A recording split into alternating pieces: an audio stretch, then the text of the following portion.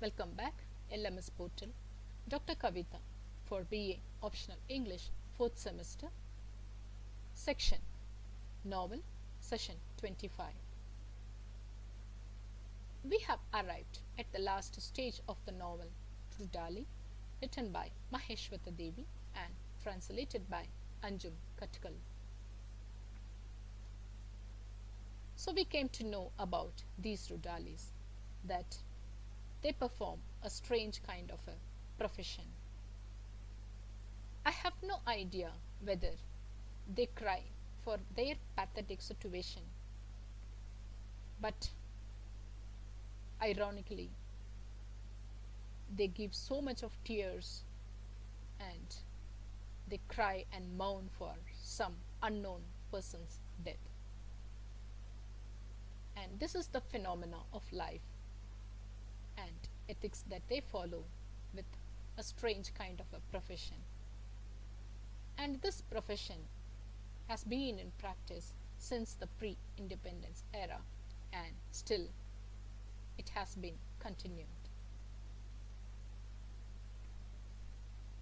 Now let us have a pre-reading of the previous sessions of the novel RUDALI. So we came to know that the protagonist is Sanichari. Right from her birth, she has been facing all the odds, and she wins every circumstances in her life. It is seen that she never gets tears in her eyes with any kind of situation that she faces in her life. Her birth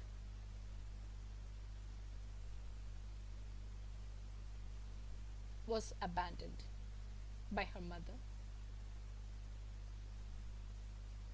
and after marriage her husband dies, unfortunately drinking the contaminated milk from the temple, and later her son also dies of some sickness, and then her daughter-in-law leaves the child and flees away with her lover, and finally she tries to bring up her grandson, and at the age of 14 he also flees away with no one in her life, all alone, in search of her only grandson. She meets Bikini. A strange friendship developed between them. Bikini, who was in the profession of RUDALI, pulls Sanichari also into that profession. Though Sanichari refuse that she will never fit into such kind of profession because she can never cry, and she has not cried in her life. And that is where, at that juncture, Bikini, who leaves to her native, never returns back, but she gets a message that she was her mother, not a friend. Knowing that Bikini was her mother, for the first time in her life, she spills some tears, and soon after that, she gets into the profession of RUDALI.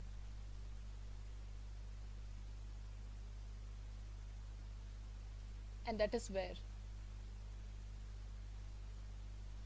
she meets her daughter-in-law, who became a prostitute, and she pulls her also into the profession of RUDALI, and that is how she empowers women to get into such kind of professions.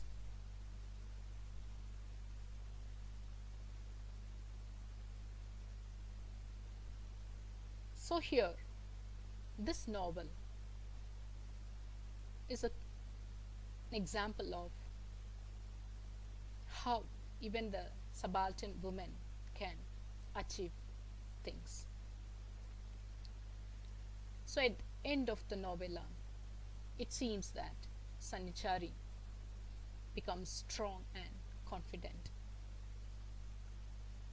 She becomes the epitome of empowerment, a tribal woman surviving victoriously is the end of the novel. So, in this context, Maheshweta Devi blasts out the misconception of the subaltern woman being weak and submissive. She proves through Sanichari that women can get into success with any kind of profession. She exposes the reality of life in strange phenomena. She also exposes the village politics by projecting the power structures of the village life and exposing the corruptions of cruel ways of the socially economically dominant class like the character Ram Avatar Singh. In terms of Sanichari's fate, her birth, born on an inauspicious day,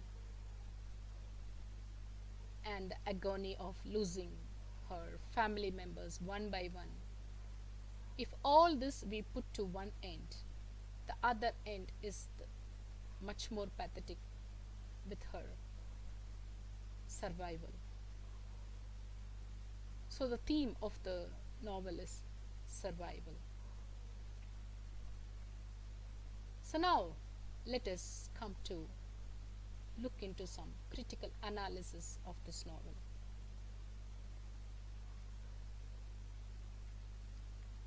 So here Maheshweta Devi focuses on the marginalized society of the remote India. She notices that these downtrodden women are exploited and their miserable situations are heart burning issues. She observes that our leaders made no special plans for the people living below poverty line or for women who do not know what human rights are. Instead of tackling these basic problems, they made conditions worse with misguided policies. They have done more injury and injustice to our people than the British rule. So this was her talk in the Hindu literary review, and which even makes sense to think that how poor those subaltern women suffers without any help, and they seem to be very helpless under such conditions. So now let us have a critic of this novel. So the entire novel literally focuses on the socio-economic and the religious system in India, portraying the acute poverty of the deep remote villages in India,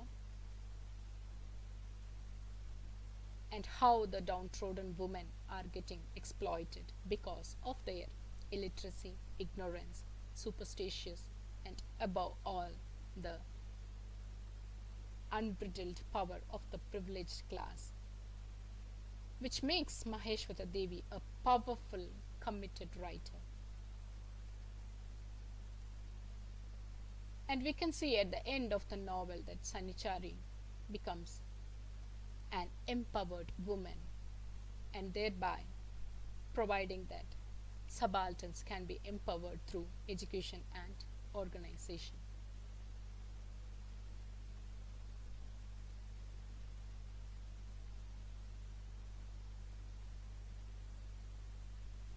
So let us now look into the revision part, which I have placed for students to benefit for their exams, and also I have placed the references,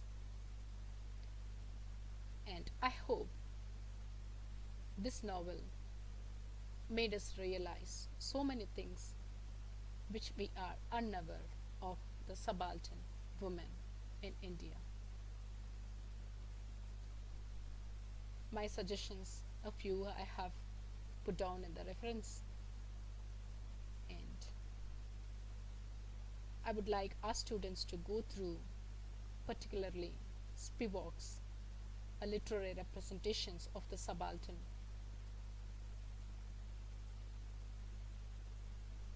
Maheshweta Devi's reviews, and etc.